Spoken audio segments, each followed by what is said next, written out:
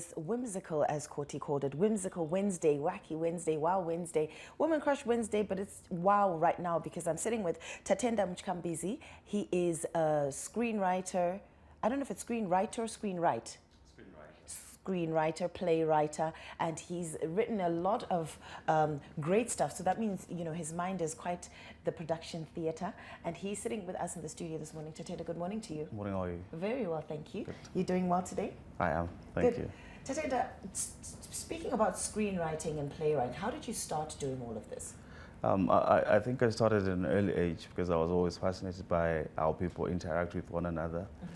And I sort of grew the passion for dialogue, which gave me the interest into going into film writing and playwriting.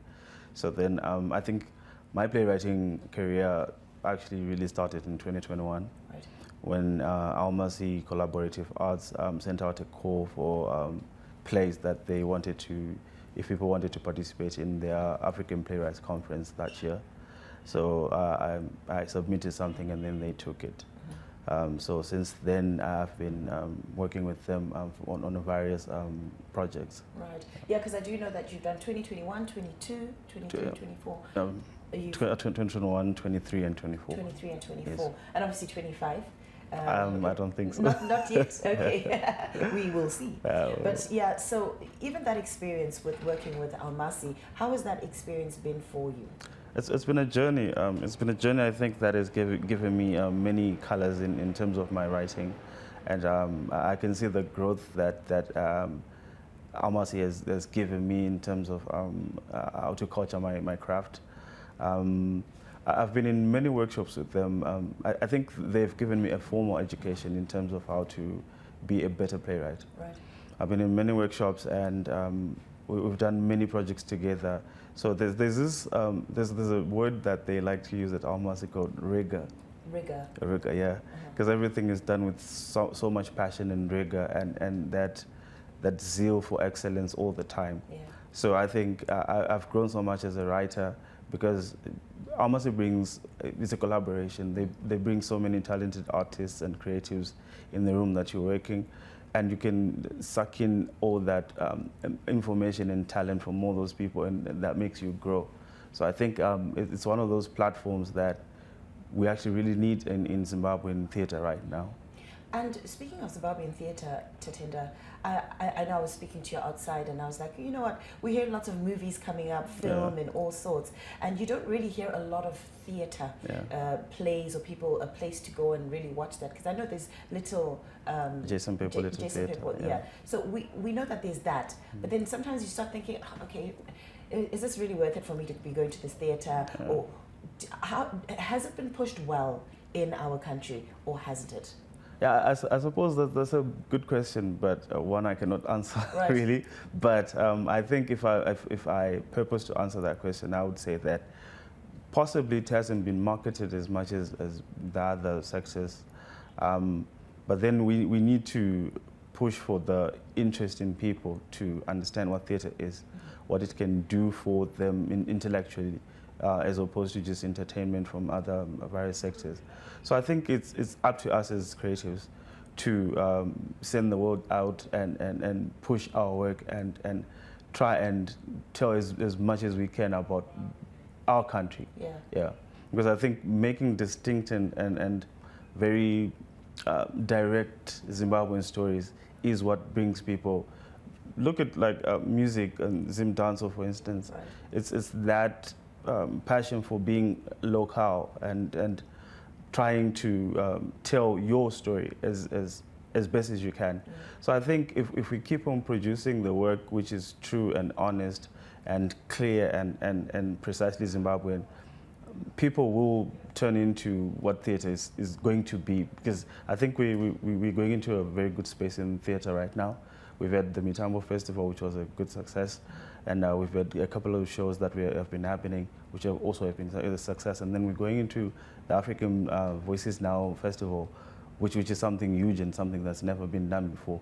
So I think the work is now being created. What we need is just to push it so that people are aware of what is going on, now. recognize it, exactly. Yeah. So you've written all these plays, and one of the plays that you've written is These Humans Are Sick. Yeah. And you're talking about the local narrative. Yes. And in your stories, what aspect of being local or being Zimbabwean are you pushing in these stories that you're speaking about? Because I mean, I look at the title, These Humans Are Sick, Yeah. and I'm thinking, okay, is it an illness or is it our minds? Is it what kind of, what's your vision for that?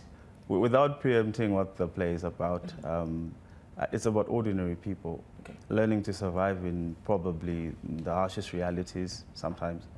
And in that, we have so many ambitions and dreams, and sometimes we forego the other things that we are supposed to be taking care of because we have so much ambition and drive, and we end up getting complicated in the things that we create for ourselves, in the need to become better and better. So These Humans Are Sick is a sickness both of the environment and the mind, and because these people are generally not suffering, but they're trying to do so much better than, or get to a better level than their current situation. But then in trying to do so, they dig their own graves because the ambition is so strong. There's always that human deficiency or illness of wanting so much more than we have. Exactly, yeah. Right. So human ambition is insatiable, and there's always that desire for more. And that always creates one or two problems. So the story centers in the ghetto, where there's like a web of connectivity between people, and which the characters and the characters. Yeah. Okay, good. You're talking about pushing the narrative of theatre, obviously. As an individual, as a person, how are you pushing that front? How are you as an individual making sure that this is being done? Are you mentoring anyone? Are you know, how are you doing it? Personally, I try to talk to young guys from my community and try to make them understand what the art industry could be.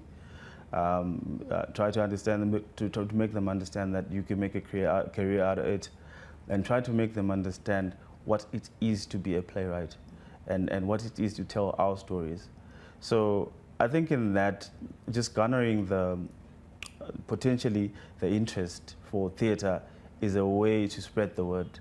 And social media as well is a very powerful tool.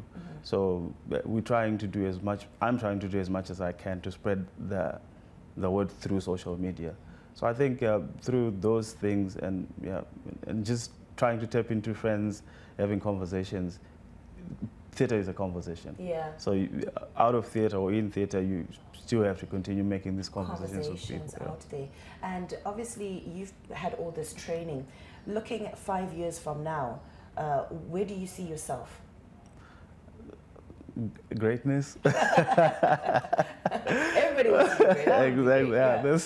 I think that is the main thing. But I see myself 5 years from now being a prominent name in the theatre sector, enough to be able to help other people who didn't have the opportunities that I had, to give them the drive and the push to say, no, if I did it, then you can do it. Yeah. So hopefully I'll be at a certain position that gives me the leverage and to tell others about my story. And having had a great yes, having had a great having had a great story, it gives you the right importance to speak about things. That's good. Speaking of sponsorship, you know, is this something that's a difficult feat when you look at theatre as compared to film writing? Because I know you do both. You're playwright and screenwrite. So which one is easier to get financing for sponsorship for?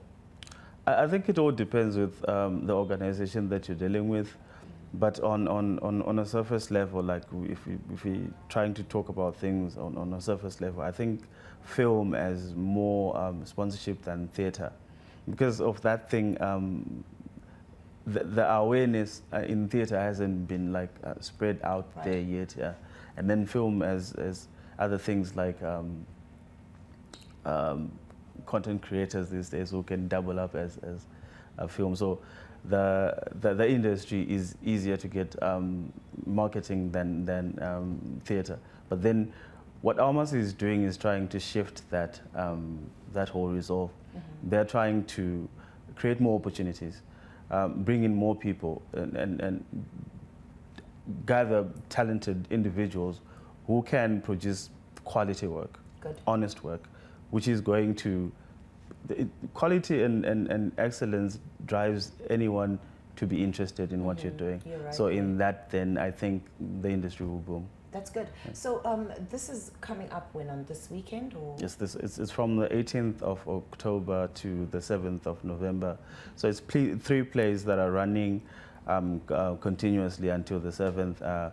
It's The Return by Rudom Tangadura, Can We Talk by Batirai Chigama, and These Humans Are Sick by myself. Yeah. Okay, well done for that. Hey, you're like part of something fantastic. Thank you. It's the first one, and I do know that we're probably going to have more of that. Yes, yes. And congratulations. Thank you so much. Thank you so much for being on our show this morning, Tatenda. Where do we find you on social media? Social media, my name on Facebook is Tatenda Mutyambizi, and Instagram is I_M_Tatenda M. Yeah. Okay, fantastic. We heard that. I'm not even going to repeat it, but I know when people are watching, you know exactly where to find you. Okay. Thanks once again for joining us on Morning Rush today. Thank you so much.